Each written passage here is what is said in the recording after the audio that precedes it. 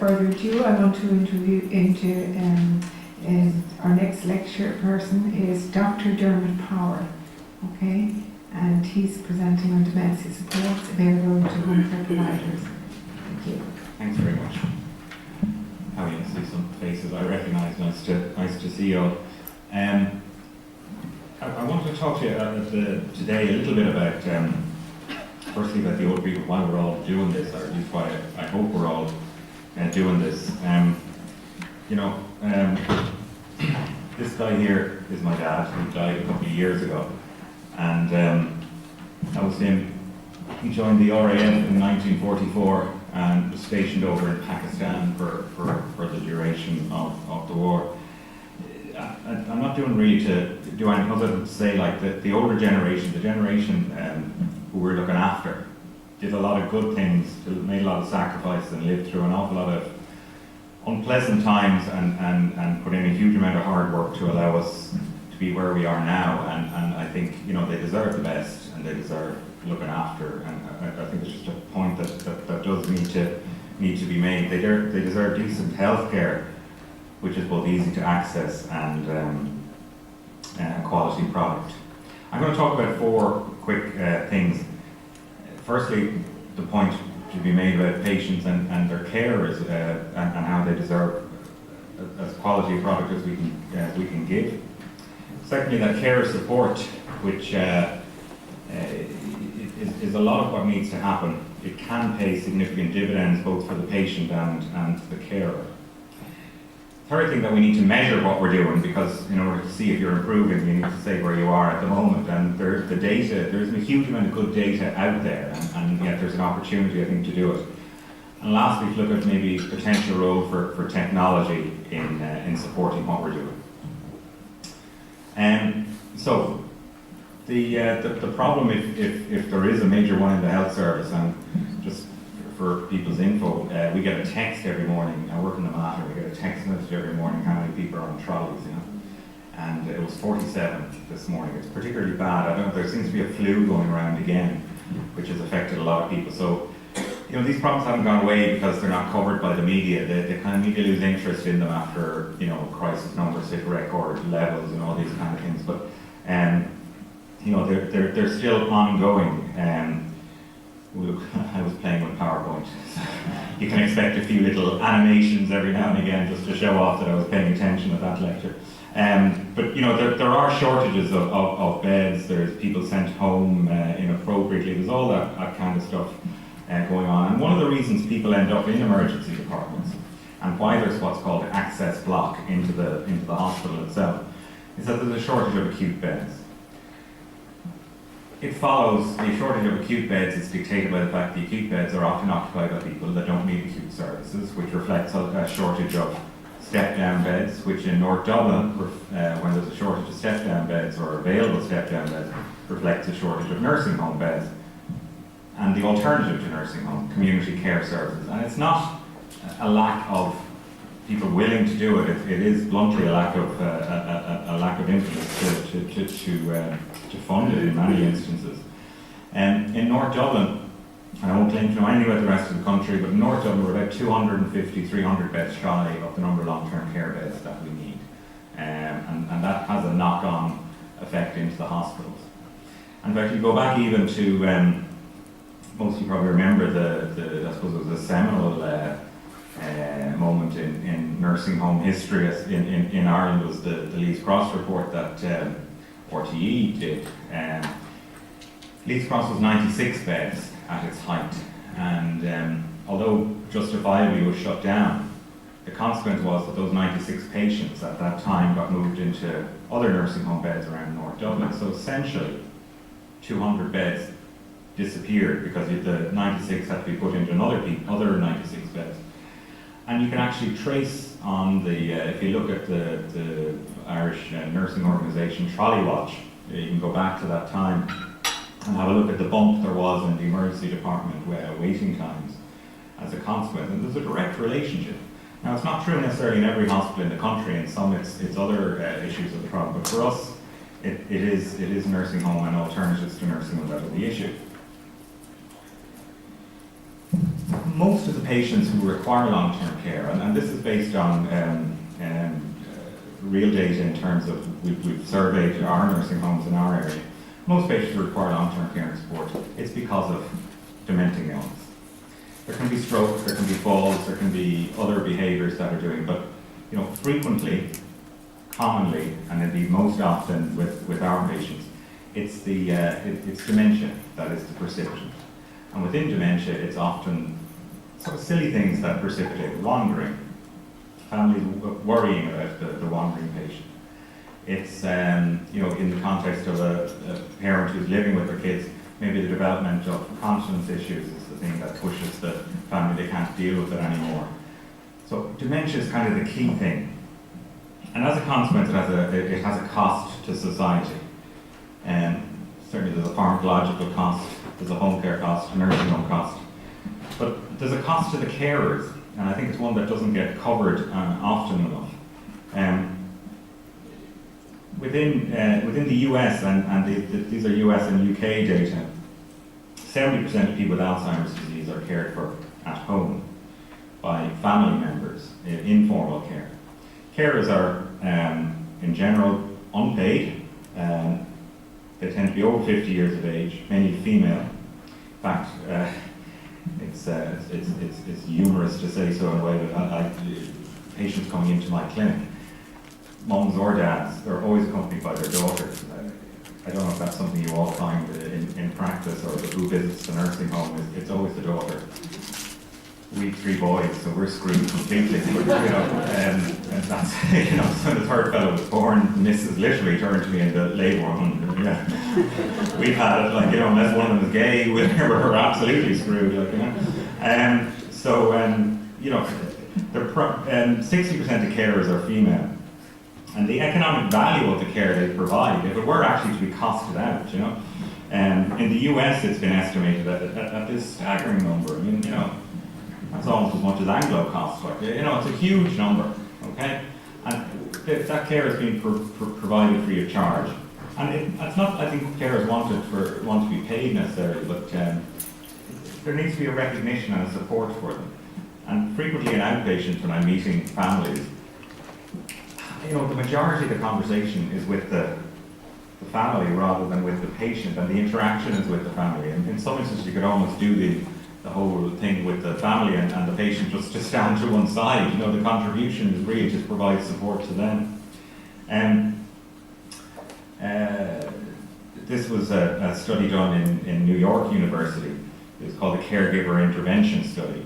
I'll fly through it. There's a couple of points at the end that I just wanted to emphasise to you. So they looked at 406 spouse caregivers, so husbands and wives looking after their husband and wife or wife with Alzheimer's disease. What they did was counselling sessions for the family members, support groups, ad hoc counselling, telephone availability to the families. And what they found was, satisfaction levels improved, as you might suspect. The yellow line indicating higher level of satisfaction with that service versus usual care. But the interesting stuff for me, that level of satisfaction, even if it's done at the outset, it continues on. People feel more informed about what's happening to their loved one and more capable of taking control of it. Because sometimes I think it's the lack of control people feel, or the lack of understanding of how it's going to progress, that upsets families. In terms of the symptoms of depression, and depression is remarkably common in the caregivers if you actually go looking for it. Significantly less in those who felt supported adequately. In terms of the continuation of that lack of depression, continued on for a significant number of years afterwards. In terms of the family member being able to cope with agitated or unusual behaviour by the patient with Alzheimer's, again, if they were receiving this counselling and receiving the support of a medical team and a counselling service, they were able to cope much better with the behavioural challenges.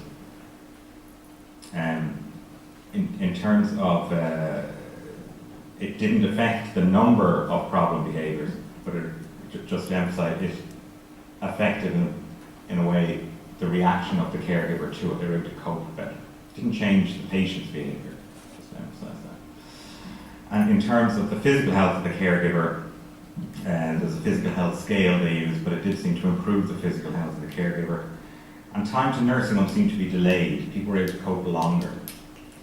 Now, I mean, you know, showing this data to people who actually fund what you and I do, I don't think they really get it, you know. I don't think they understand fully the implications of all of this. And what I'm trying to emphasise today is that the care you guys provide and that we provide has to not just be directed to the patient, the client, but to their family, to make them feel like they can cope, they are able to manage with their loved one. And it is their loved one who is affected in these things. We have to remember that. Carers need support. Supporting carers reduces the burden of disease on society, and it reduces both the use of medications. It was a slide I didn't show you there, but also, as I saw, the time to admission to nursing home. The reason I emphasise the nursing home admission thing so much is that it's one of the few places within the health service where money does actually follow the patient. I know they talk about this as the great holy grail, that money will follow the patient, but in the context of patients with dementia, it's one of the few places that actually does happen, because they're all individualised contracts that the patients have, and it's very easy to isolate or carve out how much you're saving. If they're in a nursing home for fewer months, that's a direct saving. There's no, you know, you can't get away from it. It's very clear that it hasn't, they haven't been required to, the funding hasn't been required for that period. If we then look at more UK-based data, and this is going to inform what I was talking about, that we need to measure what we're doing in order to say if we're doing it, so that we can see if we're doing it better, worse, whatever, going forward. And again, I'll fly through these. They're available on the website, and my talk is available on to do this if we could grab it with both hands. The reason I put a third on my list is we need to do the other stuff as well, and I don't want to just focus on this, which can be attractive, and particularly for geriatricians. You know, one of the things about doing geriatrics as a career is we don't kind of have a you know, the cardiologists do the angiograms, and the surgeons do their operations, and the gastro people do their scopes, and we don't really have a thing in geriatrics, you know. So it's tempting for us to grab this as our thing and to sort of focus on that too much, but that would be to miss the bigger opportunity, which is that it needs to be part of a bigger system. System change, as it were.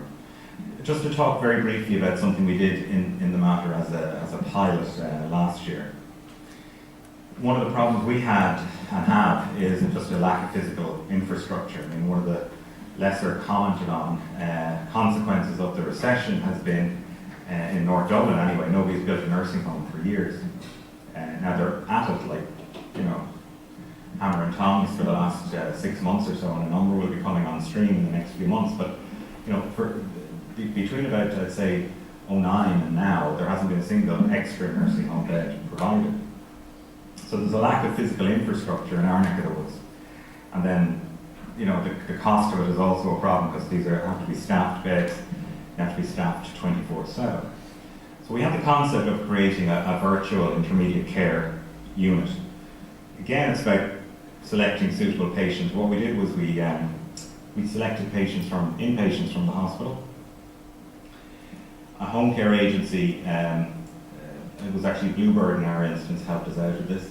They provided home care, and the home care staff used some natty equipment, some cool kind of stuff from Bosch to check blood pressure, pulse, weigh the patient, pulse oxygenation, blood glucose, all the kind of stuff that's done. If you look at what's actually done on an intermediate care ward, besides sort of having a presence, the nurses being present or the doctors being around and there being support in that sense, the medical intervention is fairly low tech. You know, it's checking the blood pressure, it's being alerted to changes in behaviour, changes in those vital signs, and dealing with them appropriately. And if you can mimic it relatively easily in the community, so that the home carers, the agency, were shown how to use the equipment. It's pretty easy stuff. You know, you put on the blood pressure cuff, press a button, and it Bluetooths via a phone, goes off to this infamous cloud, and I could look it up on my iPhone about 2 minutes later, you know. So it meant that me, as the doctor, could keep an eye on about 15 patients just by looking at my iPhone twice a day. Okay? And it was actually Dundalk Institute of Technology who put us together with Bosch and set up the website for us. So credit where credit's due. So we had Bluebird, Bosch, and Dundalk helped us out with this. So we did it for 10 weeks at the end. And we sent 15 patients home, and 2 of them died, not unexpectedly. You know, that's the other thing. The outcome here is death frequently, and people need to get comfortable with that. That, you know, it's ahead of all of us, nothing more certain. And it's about not necessarily creating an expectation that you can cure somebody. You can't. It's about managing, about coping, about making it as easy as possible, about making it as secure as possible for people. So of the 15, 2 passed away, and both ourselves and family were comfortable with that. It was an anticipated decline. 2 had to come back in. The systems we had, checking blood pressure, etc., worked. We identified problems, they came back into us. But 11 got home and stayed home. And the care agency was delighted because they got the contract to continue to care for them. And the hospital was delighted because they got people out, you know, early. It finished after 15 weeks. We've gotten a bit of funding from the hospital to do it. It hasn't been repeated since. I would love to do more of it. I think there's opportunity there and a need there. I've spoken to some people I recognise here in the audience already about this kind of thing, that the key thing seems to be who's the customer. You know, is the hospital the customer because they get them out early? Is the patient the customer? Is the HSE the customer? In the context of private sector, you know, should the insurers be paying for it? Everybody seems to recognise it's a good idea, but nobody seems to be really willing to fund it as yet. And until we can create that market or identify how that market can be tapped into, it remains a challenge. So that's what we did. 15 patients, 2 required. There you go. I'm more honest than I was on the slide. I didn't tell you about the 2 who died on the slide. Very briefly, I mean, technology is a weapon or a tool. It's not the be-all and end-all. All right. It will not solve access problems on its own. It can facilitate solutions. But a lot of the technology and the smart stuff that's out there at the moment, I sometimes compare it to like somebody has invented radios, you know, but nobody is broadcasting. Do you know what I mean? There's all this information being generated, or potentially being generated. Nobody really knows what to do with it, or how it impacts on care, or even who's going to pay for it all. So, you know, it's us, the clinician, who need to get more comfortable with it. The carers need to get comfortable with it, and the patient need to get comfortable with it. And a recent study we did, I don't know if you're familiar with this place, Arch. There was a bit of publicity about it earlier in the week. It's the Applied Research in Connected Health. It's a research centre in UCD that I'm involved in. We did a small study, not a huge thing now, but a small study on the acceptability of technology for older people, because there's a tendency to think of older people as Luddites. You know, they don't know how to program the video recorder back in those days, or they don't know how to use, you know, the internet, they call it in court, or, you know, the Wi-Fi or the interweb, as they call it. But you know, that's to be a little bit, I think, snooty about it, you know. People they may not want to, they may be uncomfortable with it initially, but they're as good at it as anybody else, you know. Bear in mind, you know, this is the generation, and you can't see him, but it didn't project. That's my dad in the background there. He was a radar operator. Like, this is the generation that invented radar, you know? They invented computers.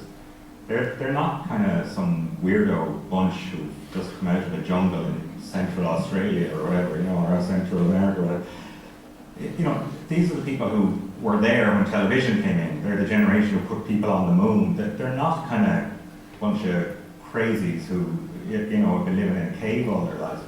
So they're as accepting of technology as any of the rest of us, you know. Some of us are early adopters, some of us take a while to get used to it, but any of us can manage it. So you know, we shouldn't presume that older folk can't cope with this stuff and that won't be a participant in the whole thing.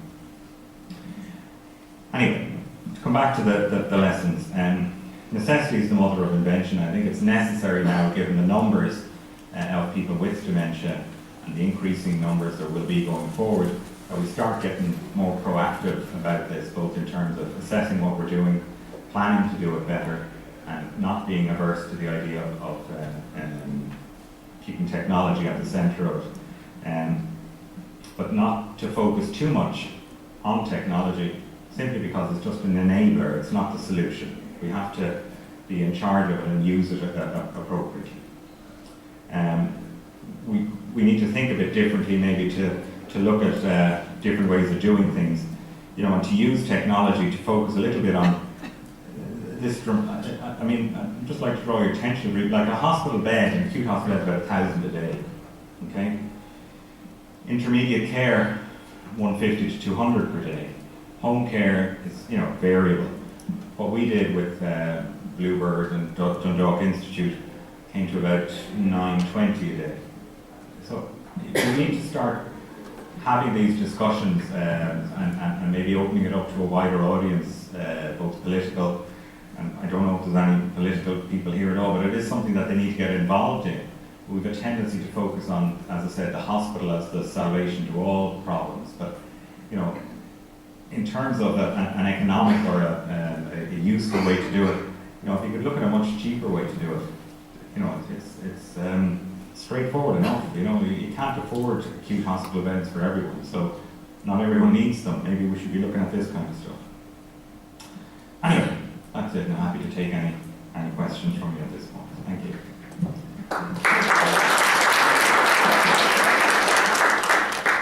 Okay, thank you very much, Dermot. Any questions? Okay, here.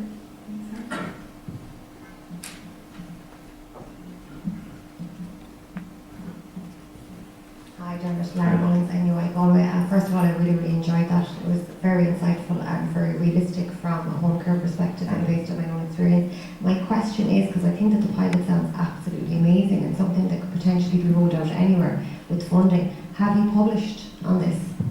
No, sorry, I'm breaking the place up here. And literally writing, as I speak, would be send it into the Irish Gerontological Society as an abstract, so fingers crossed we get accepted in that. Because I think that's It was this time last year we did it. It's taken a while to write it up.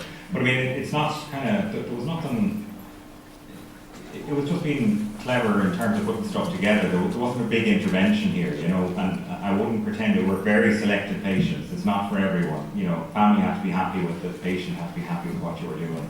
Because you were kind of taking a leap of faith. But, you know, if you're, the dad after that he bought a shop, and so I grew up selling things to people. So I think I'm good at selling the idea of something different to the families and the patient, you know. And actually, I'm going off on a tangent. I'm happy to doing that now. But you know, sometimes that's what we do in medicine. You have to sell them something new, and I think we need to be doing that. It isn't all about this is the hospital way, this is the nursing home. But there are other bits in there, you know. Thank you. I just hope that hopefully when you get the publication that will prompt funding from somewhere. Please God, yeah. Okay, any other questions? I suppose, thanks, Dermot. And we've spoken before at length on this topic. Just in view of some of the presentations we had earlier, and given the new structures within the HSE, the CHOs and the acute hospital networks, most of this activity is in this grey area between both structures. Yeah. So what is the answer in terms of If I knew that, I think we'd be in business together, you know.